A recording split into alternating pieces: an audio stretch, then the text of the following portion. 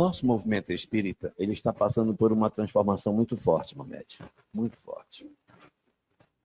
Por quê? Porque nós temos uma tendência de ser um movimento conteudista, de muito estudo.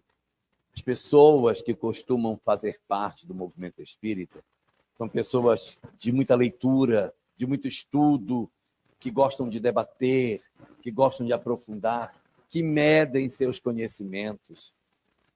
E isso sempre foi uma tônica muito comum dentro do movimento espírita. Sempre foi assim. Sempre foi assim. Né? A gente é um movimento formado por uma classe de pessoas que, desde o começo, tinha acesso à leitura. No começo, tinha que ler em francês para poder ser espírita, que estava tudo em francês. Quando traduziu, já tinha que ser alfabetizado, o que também não era uma coisa tão comum. E hoje, o nosso movimento ele tem uma ênfase muito grande para essa questão. O Censo Demográfico 2022 mostrou que 48% dos que se declararam espíritas têm nível superior. Eu disse 48%. E apenas 18% da população brasileira tem nível superior. Isso mostra que a gente tem um perfil de escolaridade que é diferente. Só que isso não pode nos atrapalhar. Nós não podemos transformar o movimento espírita num movimento simplesmente conteudista. Ele não pode ser um movimento apenas para a gente saber. E essa coisa está indo e está estrangulando. Nós estamos chegando no momento em que está cada vez mais nítido que o movimento espírita precisa fazer a sua transformação. Nós vamos precisar dar uma reinventada na forma do movimento espírita funcionar. E o que a gente percebe na nossa sociedade hoje? Um grave processo de adoecimento emocional que a gente está passando. Todos nós estamos percebendo como a gente está vivendo numa sociedade difícil.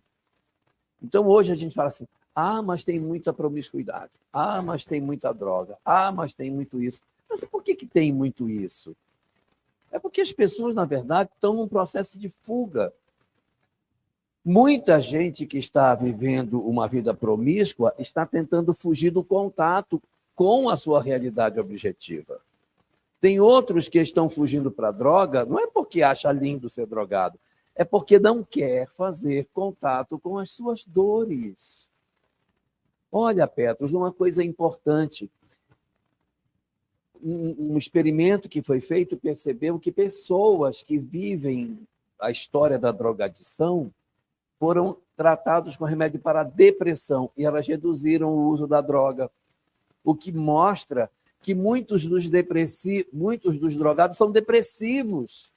A pessoa é depressiva e como ela não tem um psicólogo ou um psiquiatra para acompanhar e dar uma droga lícita para ela se joga na droga ilícita. E o pai diz, você é um vagabundo, você é um imprestável. Aí ele vai de vez, porque se ele já estava fragilizado, o pai empurra ele para fora. Então, a gente está vivendo um momento de grave adoecimento. São os conflitos da ansiedade, são os conflitos de síndrome do pânico, problemas diversos que a gente está vivendo no nosso ambiente, afrouxamento dos laços familiares, confusões, aumento de taxa de suicídio. Gente, nós estamos numa sociedade profundamente adoecida, muito adoecida. E não dá para o movimento espírita ficar trancado numa sala discutindo, Mamed, se Paulo de Tarso caiu de um camelo ou se ele caiu de um cavalo. Não dá para a gente ficar fazendo isso. A gente está discutindo isso e o povo está se matando lá fora, está se cortando, está se automutilando, sabe? Está se jogando de ponte. E a gente está aqui discutindo se Maria era virgem ou não. Então, existem coisas que são importantes. Eu não estou dizendo para fechar grupo de estudo, mas estou dizendo que a gente abra o nosso olho para as questões de cunho emocional. O movimento espírita precisa socorrer a humanidade em conflito. Nós estamos vivendo um período de profundo adoecimento da nossa sociedade. Está muito difícil. Eu tenho um amigo que ele é gastro, barriga, estômago, e ele atende as pessoas que vão lá. Ele me dizendo, metade dos meus pacientes de gastro tomam remédio controlado. Então, assim, eu não estou dizendo que a gente não deva tomar o remédio. A gente precisa, porque a gente está ruim, tá certo, tudo bem. Mas a gente precisa ter algum processo de que o movimento espírito acolha isso. E a gente tem tanta ferramenta, não temos tanta coisa, Petros, que a gente pode fazer, e a gente muitas vezes não age nesse sentido. E aí, para falar sobre o deserto da alma, da solidão, a superação, a gente precisa entender esse deserto da alma, esse processo de adoecimento que a gente tem. E existe, vem cá, vem aqui comigo, existe na nossa sociedade três fenômenos diferentes dessa parte da solidão, tá? Existem três coisas que não podem ser confundidas, são parecidas, mas não podem ser confundidas. Uma se chama tristeza, a outra se chama depressão e a outra se chama distimia. O que é tristeza? Tristeza é tristeza. É tristeza. É um episódio de entristecimento que a gente passa. Você bateu seu carro, fiquei triste. Você teve uma notícia que desagradou você, aí você entristece. Mas isso quer dizer que você está deprimido? Você está entristecido. Então, a gente não pode confundir tristeza com depressão. Bati meu carro, entrei em depressão. Não, você não entrou em depressão, você está triste. E você tem o direito de entristecer, que você não é doido, não é robô. A gente tem o direito de ficar triste, tem o direito de ficar alegre, a gente tem o direito de ficar com raiva, a gente tem o direito de ter tudo, não é? Depois a gente tenta se resolver, mas eu não posso ser, eu não sinto nada. Sente sim. Então a gente sente e tenta trabalhar essas nossas emoções. Isso é tristeza. Um segundo fenômeno que a gente tem é um fenômeno chamado depressão. Este fenômeno depressão é um fenômeno que parece uma tristeza, mas aí não é a mesma coisa, porque ele é bem mais profundo, bem mais, e ele é uma característica que é bem mais longa do que a tristeza. É quando, por exemplo, você vive uma experiência de luto. A pessoa perdeu o marido, perdeu um filho, recebeu uma notícia de uma doença grave. Aí ela mergulha num processo depressivo. Aí pode até ser que ela fique só triste e se recupere, mas pode ser que ela deprima. E ela tem o direito de deprimir, tá? A pessoa tem o direito de deprimir. Mas é trabalhador. Vai deprimir do mesmo jeito. Então a gente deprime. Deprime diante da dor, diante das coisas que acontecem. Como o nome mesmo diz, é uma depressão, é um buraco. As gerações anteriores, aqui não tem ninguém da minha idade, que todo mundo aqui tem menos de 100 anos, mas eu vou contar como é que era. Quando a pessoa estava nessa condição, a gente não dizia que estava com depressão, a gente dizia que está na fossa, porque é um buraco também, só que estava cheio de um monte de coisa, né? Agora é só uma depressão, é só um buraco que a pessoa está. Gente, cair num buraco é fácil, sair do buraco não é fácil, não, ó. Quem já teve depressão ou quem lida com pessoas em depressão em casa sabe o como é difícil você trabalhar isso. Então, você tem a tristeza, que é um episódio que a gente se recupera, a gente passa tristinho, chora, mas a gente se recupera. A depressão, às vezes, consegue sair sozinho. Se ela ficar uma depressão mais agravada, vai precisar de um psicólogo. E se ela agravar mais ainda, precisa de um psicólogo, psiquiatra, para ajudar a gente a sair dos nossos momentos de crise. E sai, tá? E se organiza. Às vezes precisa de uma medicação por um tempo maior, mas a gente consegue sair. E existe um terceiro fenômeno, chamado distimia. A distimia parece com a depressão, mas não é depressão. A distimia, ela é mais leve do que a depressão. A distimia é um desinteresse pela vida, é uma apatia pelas coisas, é uma falta de sentimento de propósito. É a pessoa dizer assim, gente, não vejo sentido em nada, não vejo nada. Eu fico vendo esse pessoal na Copa gritando, eu fico só vendo aquele monte de homem correndo atrás de uma bola. que não dá uma para cada um, pronto, em vez de eles ficarem correndo. Então, a distimia, a depressão, ela é um processo que a gente mergulha num fundo. A distimia não é, ela é mais leve, mas ela vai para a vida toda, tá? A pessoa tem uma natureza entristecida, já nasceu com características. Mas o que é, minha filha? O que você tem? Eu não sei, pai. Eu sou triste. Distimia. É um processo que a gente procura as causas objetivas e não vai encontrar. Tira essa bolsa, minha filha. A gente vive o processo da distimia e esse processo de distimia ele acaba sendo um fenômeno que a gente fica... O tratamento é parecido com o da depressão, só que está na raiz da personalidade. É diferente da depressão, que eu pergunto, a pessoa diz, aconteceu tal coisa, eu deprimi. Aí é depressão. Eu não sei o que é, desde pequeno ou desde pequena, eu sempre fui assim. Eu tenho uma natureza triste, a sensação do abandono, a sensação da tristeza no fundo da minha alma. Quando alguém diz que me ama, eu não acredito. Eu sempre acho que estão mentindo para mim, porque eu não nasci para dar certo, a minha vida é para ser desse jeito mesmo, que eu sou uma pessoa infeliz. Isso é muito típico de distimia. A própria pessoa não sabe nem dizer por que ela sente isso, mas ela vive esse estado. Então, esses fenômenos aqui, eles podem agravar. E se não forem cuidados, eles podem gerar graves problemas em que a pessoa, em função disso, ela pode avançar para um agravamento do processo depressivo. Então, uma depressão, ela avança quando ela começa a comprometer as nossas relações sociais. Já, por exemplo, às vezes a pessoa é depressiva, mas ela está tocando a vida dela. Mas ela tem depressão, mas ela toca. Ela vai chorando, mas ela vai fazendo. Ela vai triste, mas ela vai. Ela às vezes se tranca no banheiro, ela chora um bocado, volta e faz o trabalho dela, arruma a casa.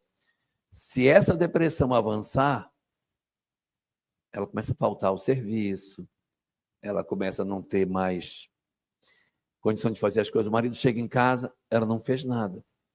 Está tudo bem? Não consegui sair da cama hoje. Não conseguiu limpar, não conseguiu varrer, não conseguiu cozinhar, não conseguiu fazer nada. As crianças nem foram para a aula. Então, é um processo... Aqui já está precisando de uma ajuda de um profissional, tá, Júlio? Porque sozinho o cabra não vai sair. E existe a depressão profunda. A depressão profunda é aquela em que a pessoa se tranca no quarto. Às vezes ela coloca algodão nas frestas da janela para que a luz não entre, para ela ficar na mais completa escuridão.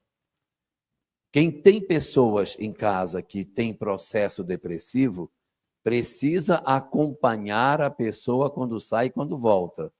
Você saiu, você olha a roupa que ela está. Quando você voltar, se ela estiver com a mesma roupinha azedinha, aí você começa a desconfiar que ela está entrando numa crise. Pessoas, quando agravam na depressão, elas param de ter cuidado pessoal. Para de escovar os dentes, para de tomar banho, para de se arrumar, usa a mesma roupa e fica trancada, não sai do quarto, não faz nada. Vive enfurnada dentro de si mesmo. Às vezes mistura roupa suja com roupa limpa, veste roupa suja, veste roupa limpa. O quarto fica um cheiro maravilhoso, sabe? Por quê? Porque a pessoa está doente, ela está dando sinal para você, eu estou adoecendo. Se não cuidar, ela pode entrar num processo de automutilação, sim. E para quem está em processo de automutilação, pode ir para um processo de ideação suicida facinho. Quem está com mutilação, automutilação, está a um passo de começar a desenvolver a possibilidade de suicídio. Então, não dá para a gente ter todas essas informações e não fazermos no movimento algo que procure trabalhar esse deserto da alma que muitos de nós possuímos. Estou sendo claro no que eu estou dizendo? O movimento espírita, ele precisa fazer alguma coisa nesse sentido. Nós precisamos abrir mais espaços para o atendimento espiritual nas casas. Veja que a gente tem assim, quando tem palestra na casa, palestras tem terça, quinta e sexta. Quando é que é a evangelização? Segunda e sábado. E o mediúnico? Segunda, quinta e domingo. E o atendimento espiritual? Na sexta-feira. Então, por que esse atendimento só é feito num dia? Por que ele não pode ter 2 dias? Por que a gente não pode... Gente, o que tem de gente agora passando por dificuldade, por dramas emocionais, e a gente dizendo, ai, mas a casa espírita podia ter mais gente. Está tão pouquinho.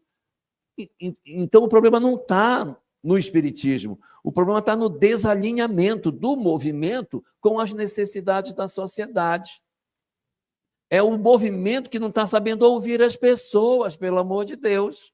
Porque não é possível que dentro da nossa cidade, só de Juazeiro, eu não tenha gente suficiente para encher um salão de pessoas com problema depressivo. Não é possível. Então, o que está acontecendo? Nós não estamos sabendo nos comunicar e as pessoas estão se matando. E a gente está continuando, alheio a tudo isso, marchando para uma divulgação que não está alcançando esses resultados. Volto a dizer, não estou dizendo para fechar os grupos de estudo, continuem abertos. Não estou dizendo para fechar o grupo mediúnico, continue aberto. Não estou dizendo para encerrar trabalhos de evangelização, nem de palestra, mas que a gente abra mais trabalhos de assistência espiritual, que a gente tenha mais atenção com esse público. E, uma coisa importante para se fazer, que é conectar o trabalho de atendimento espiritual com o trabalho de atendimento social, a assistência social. Eu tenho uma pessoa que ela é depressiva, eu digo, venha sábado, minha filha, ajudar a montar as cestas básicas aqui. Essa pessoa não sabe nada de doutrina, mas ela vai botar um saco, contar quantos sacos de arroz, ajudar. Isso, muito bom. Gente, isso dá um efeito maravilhoso no processo terapêutico. Se sentir útil, sentir que eu sou capaz de ajudar alguém. Senão a gente se perde. A gente se perde. Não estou dizendo para pegar a pessoa que está em depressão e botar para fazer palestra. Ela nem sabe, acabou de chegar no centro espírita, mas ela consegue ir com a gente. Olha, vai ter um brechó. Venha quarta-feira separar a peça para o brechó. Ajuda a gente. Pega aqui. Não, essa daqui não vai dar. Essa aqui está muito rasgada, vai para doação. Essa pode ir para o brechó. Essa aqui dá para fazer uma... Você pode fazer uma bainha nessa calça? Leva e faz uma bainha para nós. Poxa! E a gente movimentar a pessoa de onde ela está. Isso é muito importante para que a gente consiga melhorar. Joana de Ângeles, falando sobre a questão da depressão, ela diz que a depressão tem 6 causas. Muito bem. Aprendeu. Ela tem 6 causas. E olha que impressionante isso que Joana diz. Uma causa é de outras existências, as outras 5 são tudo do presente. E nós, espíritas, não queremos dizer que é tudo passado. Mas ela diz negativo. Existem causas do passado, mas existem causas no presente. Então ela diz o seguinte, que você pode... Vamos pegar o passado. Eu posso ter um problema no passado que seja exatamente por conta de histórias, vivi violências, agressões, abandonos, dores, que marcaram a minha alma na outra existência.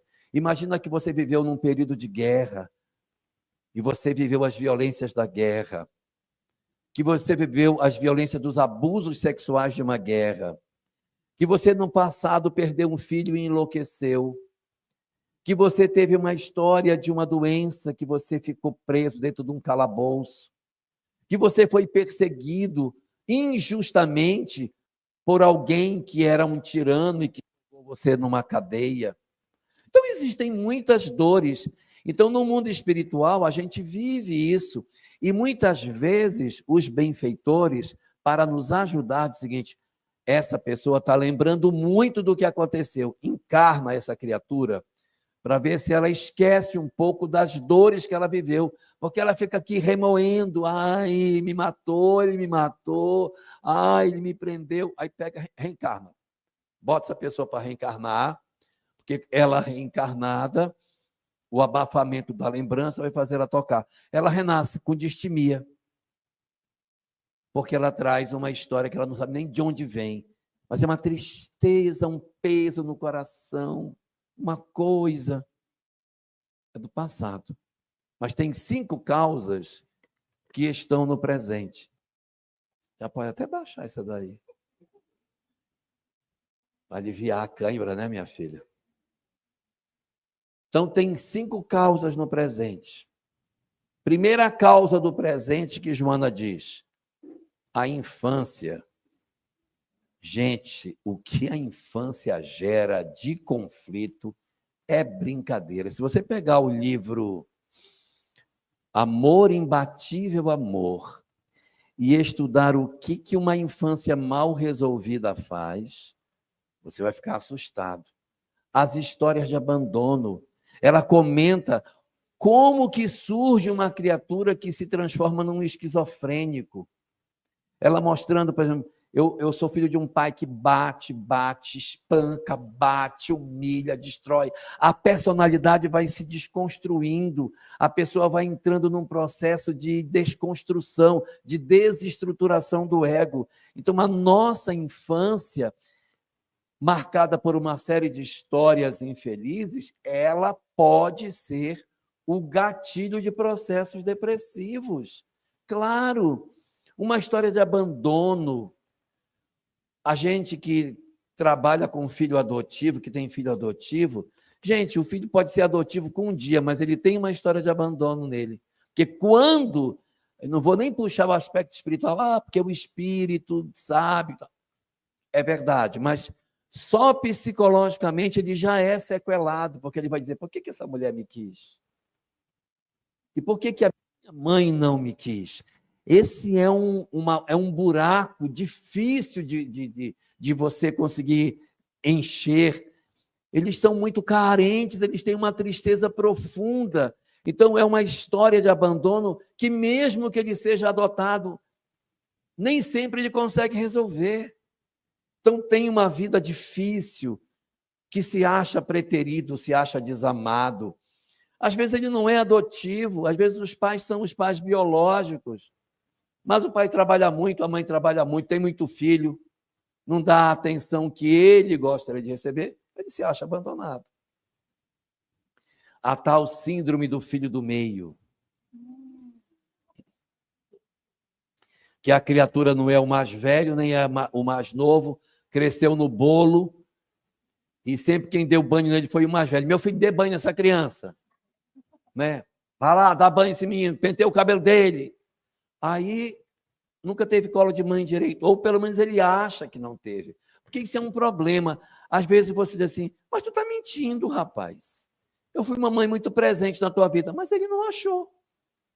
Então, se ele não achou, não adianta ter sido, ele não acha que é.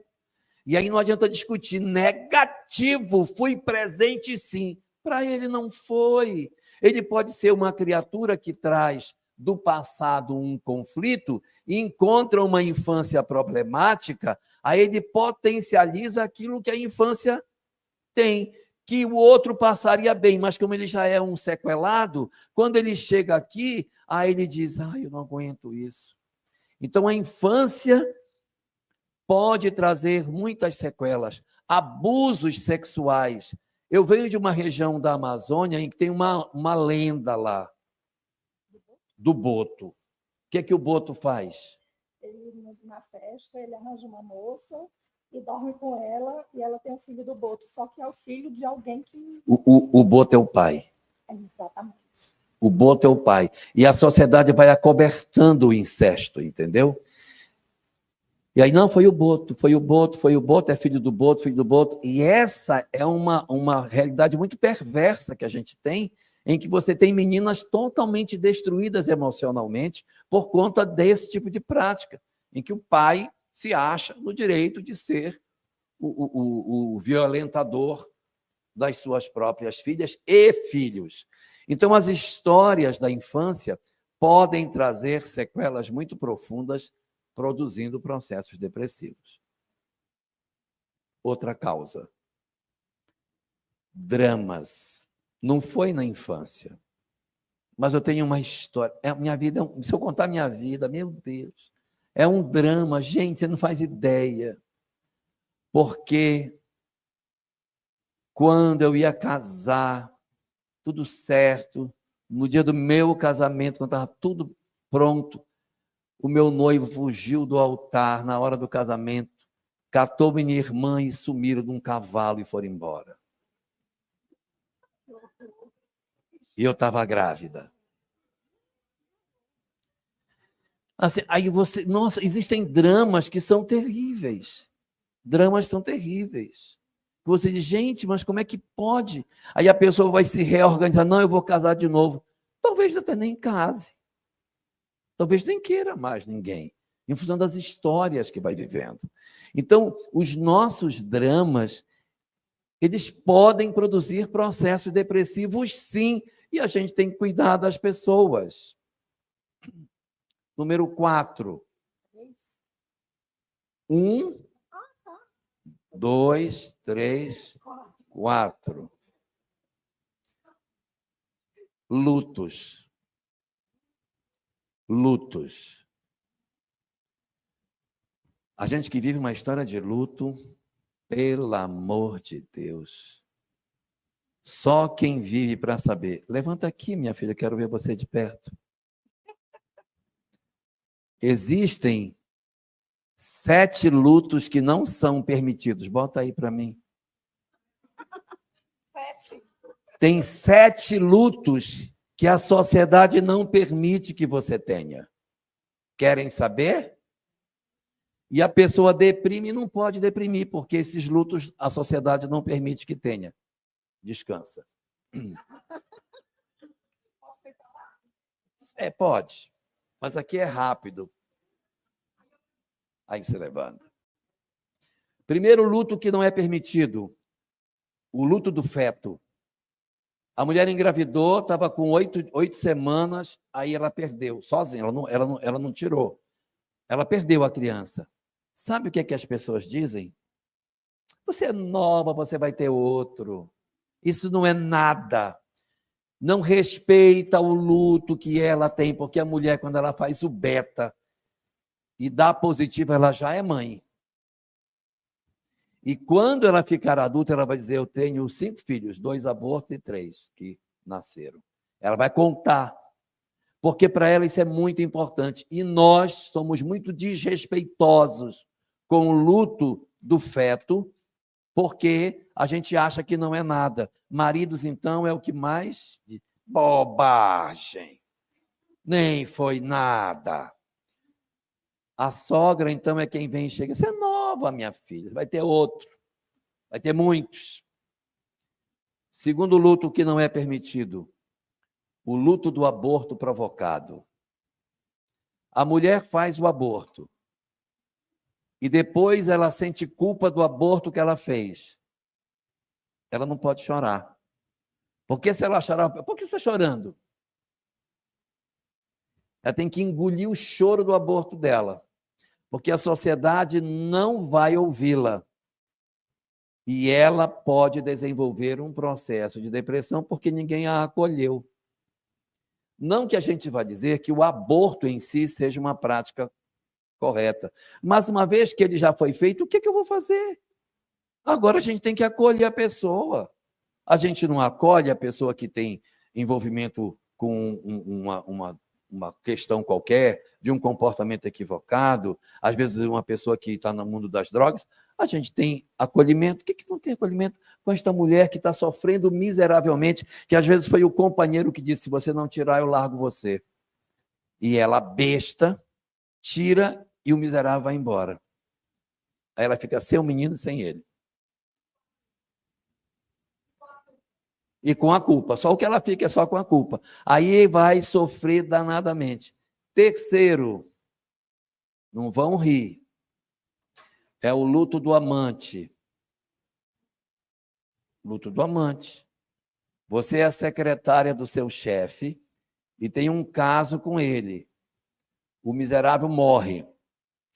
Você vai para o velório e você não pode chorar. Você tem que ficar do velório tranquila. E o pessoal, nossa, mas a secretária está mais emocionada que a própria mulher. Então, você não pode dizer para ninguém que você está em sofrimento. Ele é seu amor. Pode ser errado, o cara é casado, não me interessa. Mas dói. É o amor de alguém. E você não pode dizer assim, eu estou numa situação terrível porque fulano era meu amor e ele morreu. Não pode, porque não é permitido que você tenha esse luto. Luto número 4. O luto do suicida. As pessoas, quando têm um suicídio na família, dificilmente falam que ele se suicidou. Dizem assim, ele teve um problema. Ele caiu. Na verdade, ele não caiu. Mas a família diz que caiu. Ele teve depressão. Mas não foi bem. A depressão realmente foi a causa maior. Mas há um suicídio atrás.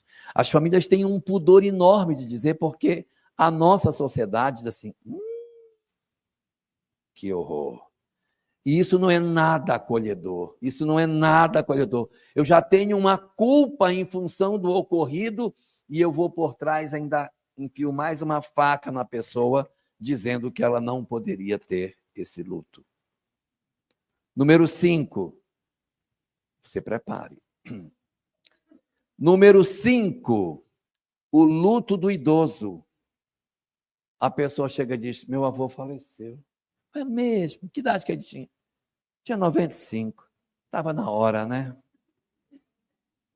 Já estava na hora. Descansou, né? Mas ela não respeita que eu gosto do meu avô. Que eu gosto dele. Não, foi bom. E a minha dor, aonde fica? Então, é falta de respeito por conta disso. Graças a Deus. Número 6. Número 6. O luto do pet. O luto do pet. Ô, desgraça de luto mal acolhido. Porque a pessoa chora. Você está chorando por quê? Por causa de um gato. Pelo amor de Deus. Aí o marido ainda diz assim, amanhã eu trago outro. Como se um cachorro fosse igual ao outro. Eu vou trazer um outro gato igualzinho para você. Você nem vai ver diferença. Mas não é verdade. Cada cachorro é um cachorro, não é? Assim como cada marido é um marido, né? Cada cachorro é um cachorro. E cada gato é um gato, gente. E a gente não respeita. Não respeita. E tem o último luto. Esse é o pior de todos. É o luto do espírita, que ninguém respeita. E diz para ele, mas você não pode chorar. Mas você não pode sentir saudade. Gente, pelo amor de Deus. Oi? Isso é maldade. Isso é covardia. Isso é falta de caridade. Então, deixa o cara chorar. Acolhe, chora junto, põe no peito, acolhe. A pessoa não pode ter o choro desespero, que realmente é o choro de revolta. Esse aí tudo bem. Esse atrapalha quem está do lado de lá. Mas a saudade, o amor, gente, só quem perdeu o que sabe, não é, Ângela? Só quem perdeu o que sabe. Então, são lutos. Eu já me perdi nessa história do campeonato. São lutos que não são considerados. Então, aqui, o primeiro, só para vocês lembrarem, o passado. O segundo, a infância. O terceiro, os dramas. Depois, as perdas. Aí tem mais 2 causas de processo obsessivo. Processo depressivo. A obsessão, que ela também pode gerar depressão. Uma companhia espiritual, que ela pode estar associada a qualquer um desses, né? Eu tenho uma perda e tenho uma obsessão junta. Não que o obsessor queira fazer mal, é que ele também é triste. Ele se encosta na pessoa e aumenta a tristeza dela. Ela pode ter problema outro, né? Que ela, sei lá, ela tem um drama danado, aí a obsessão vem, tchan, potencializa. Então, eu posso ter um problema que a obsessão piora. Um drama do passado que a obsessão vai lá, tchan, piora. Então, a obsessão também é um grave gatilho de depressão. E o último, as doenças. Quantos de nós deprimimos com doença? Você recebe assim, você está com uma frieira, tudo bem, eu estou com uma frieira. Passa na farmácia, joga lá um negócio no pé, vai ficar bom. Mas se o cara chegar e disser assim, olha, você é soro positivo, o chão deve sumir debaixo do pé.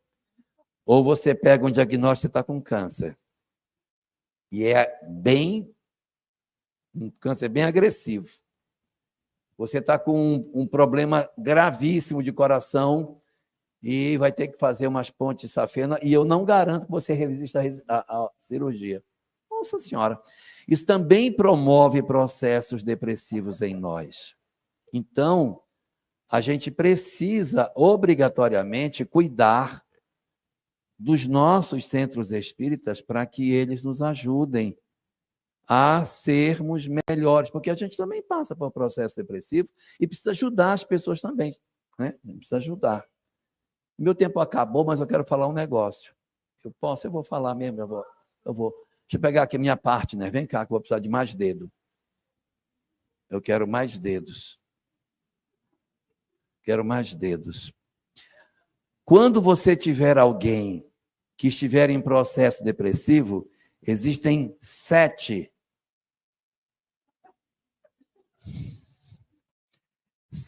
coisas que você precisa fazer dentro de casa para ajudar esta pessoa. Primeiro, não desvalorize o depressivo. Nunca chegue assim, conversa, levante, vou já te jogar um balde d'água. A pessoa está depressiva. Não humilhe. Não diga, isso não é nada. É vadiagem mesmo. Não faça isso. 2, nunca supervalorize. De ficar preocupado demais, senão a criatura não cura. Porque se você não valorizar, você empurra ela para dentro. Mas se você valorizar demais, empurra para dentro também. Porque a pessoa se sente confortável, porque a mãe dá toda a atenção para ela. Ô, minha filha, o que você quer comer? Fale, mamãe faz para você. Eu quero uma sopa de abóbora com abobrinha, com chuchu e maxixe e muito quiabo. Eu não posso colocar outra coisa que ela é vegana. Só posso colocar isso na sopa. Então, não pode, né? A gente tem que valorizar, mas não pode valorizar demais. Número 3, não deixe o depressivo chantagear você. O que acontece? Você chega em casa e está dentro do quarto. Aí você entra no quarto. Oi, minha filha, ou meu filho, você está bem? O que aconteceu? Estou tão mal, mãe, que é para segurar, né? Fica comigo, dorme comigo hoje aqui. Se você deixar, ela vai capturar você. E você não vai ter mais marido, você não vai ter mais os outros filhos, você não vai ter mais vida, porque ela vai sequestrar você. Então, você tem que saber sair, não pode ficar cativo dele. Tem que entrar no quarto? Tem, mas tem que saber sair. Entre, tem que entrar, mas não pode ficar preso lá dentro. Número 4, nunca queira que o depressivo demonstre que ele não está mal, dizendo para ele assim, estou saindo, vou trabalhar, você vai ficar em casa, você vai dar banho nos 3 cachorros, lavar essa área de 160 metros quadrados, limpar a casa e fazer o almoço. Quando eu chegar, eu quero tudo pronto. Quando ela chegar meio-dia, o que está pronto? Nada, gente. O depressivo não faz. Se ele fizer alguma coisa sozinho, não está depressivo. Nada, ele não vai fazer nada. E não é dizer que ele fez de birra, é porque ele não consegue. E o que você fez? Fiquei na cama, fazendo o quê? Só deitado, pensando no quê? Em nada. Na cabeça do depressivo, ele não pensou em nada. É porque ele ficou pensando o tempo todo o mesmo pensamento, então ele tem a sensação de que ele não pensou em nada. Ele ficou lá. Então a gente não dá tarefa para depressivo sozinho. O que é que você faz? Você faz tarefa com ele. Você diz assim: minha filha, vou fazer um bolo. Bate as claras enquanto eu faço a massa. Enxuga enquanto eu lavo a louça. Joga água enquanto eu puxo o rodo. Entende? E você tem que envolver o serzinho no que você está fazendo. Aí ele vai, ele se sente acompanhado. Sai do deserto, da solidão. Então, a gente precisa, tá certo? A gente precisa, evidentemente, fazer com que essa pessoa não fique nesta condição. Número 5. Procure tanto quanto seja possível não reduzir a pessoa a um ser depressivo. Vai para o shopping, encontra uma amiga. Oi, fulana, conhece minha filha, Joaninha? Depressiva ela. Gente, para quê? É sem propósito isso. Então, esquece, não reduza a pessoa da sua família a depressiva. Ficar no local, aí ficar apontando por trás. Depressão. Não precisa. Trate a pessoa como ela é normal. Não faça isso, não faça isso. Número 6. Tu tá achando que vai sentar, não tá? Número 6. Número 6. Eu disse que eram 7 para dentro, não foi? Foi. 7 que eu devo fazer dentro de casa. O que isso significa? Tem os 7 para fora também, mas vamos lá. Número 6, exercício físico. Leve a pessoa para fazer caminhada, para respirar no bosque, mas vá junto. Vá junto, sabe? Procure fazer o que você puder para que a pessoa não seja reduzida a simplesmente essa leitura, que ela não seja somente isso. E, último, observe o comportamento do depressivo. Preste atenção. Se está trocando o dia pela noite, se está com a mesma roupa de ontem, se está tomando banho direitinho, se não está se cuidando. Isso é muito indicativo. Meninas que usam roupas de moletom comprido, elas seguram a ponta do moletom com os dedos, e o moletom geralmente é escuro, andam mesmo no calor de Juazeiro com aquele moletom, pode estar se automutilando. E elas se automutilam no braço que não é o braço principal. Se ela é direita, ela se mutila no braço esquerdo. Se ela for canhota, ela se mutila aqui. Ou se mutila em partes que a família não vê, na coxa, por dentro aqui, aonde a família não percebe. Bota uma saia, ninguém vê. Então, fique atento. E se você descobrir alguém com automutilação, não faça pânico, porque piora. Meu Deus, minha filha, você está louca. Aí piorou, aí ela vai se mutilar mais. Fique tranquilo. Viu a automutilação, filha? A gente precisa conversar. Estiver com automutilação, tem que entrar com um profissional, psicólogo e psiquiatra. Psiquiatra não é médico de doido. Psiquiatra é médico para não ficar doido. Tá bom? Então, tem que ir para que ele corrija. Processo de automutilação são processos gravosos, muito graves. Mas essas são as 7 coisas para dentro. Tem 7 para fora. 7 coisas para fora que a gente precisa fazer. Primeiro, procurar um psicólogo. Tem que ter. 2, procurar psiquiatra. Tem que ter. Se for grave, tem que ter. 3, procurar uma fé. Não precisa ser fé espírita, não. Pode ser católica. Importante que a pessoa se sinta bem. E se o seu filho se sentir bem na igreja protestante, mesmo que você seja espírita, vá lá. Participe com ele. É muito importante. Mas eu não vou porque, cara, você vai perder seu filho. Vai. Se não vai afetar suas convicções, vá lá, participe, esteja com ele, embora você esteja no centro. E se alguém do centro disser, olha, estava dentro da igreja, hein? E daí? Fui e vou de novo, porque meu filho está lá dentro. E ele está lá dentro, está se curando, eu vou ajudá-lo. Se puder ser na casa espírita, tá bom, mas se não puder, o mais importante é curar. Isso a gente vê depois, questão de fé, vê depois.